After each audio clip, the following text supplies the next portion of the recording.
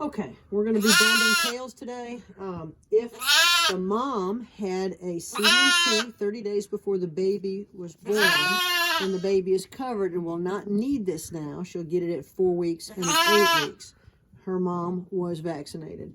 I like to use the Tetanus Antitoxin. This is for short-term coverage, or this is long-term. So I'm going to do it short-term just as an extra safety measure. Most people don't do that. This is just something I do. When you're giving an injection on a lamb, I'm going to go right here at the base of the neck.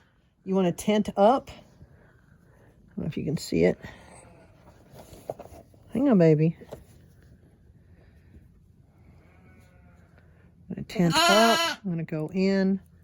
I'm going to aspirate just to make sure I'm not in the wrong spot. I'm going to make sure I can feel the needle, that it's in an open place. And then I'm going to put it in. I'm going to rub it around.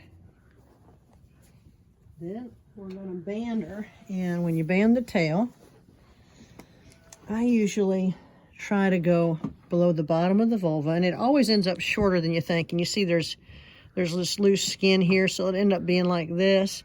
And so I want to go under it, and so I'm going to be right here. And just because there's a lot of squirming and all that, I am going to mark it in the groove. So I'm going to put it right there because I can feel the groove between the bones, where there's a little indentation there, and that way the band will sit there nicely.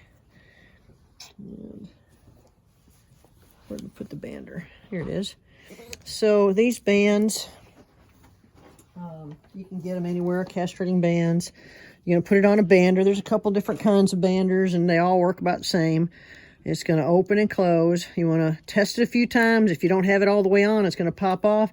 If you put it too far down, and that happens, you know, you can't hardly roll it off. So at the edge is the best. Not, you can see there's a little head there that you can put it on.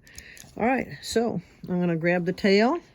I'm going to open the bander wide enough to stick the tail in. And some of these babies got these big hairy tails, so you have to make sure you can get it on. And then when you release, put it on there. And they're going to cut up a little bit, you know, but it goes numb in a little bit. Go ahead and find a safe place for her and just set her down. And in an hour, she's not even going to know. But I've seen them act up. Now she's about a day and a half.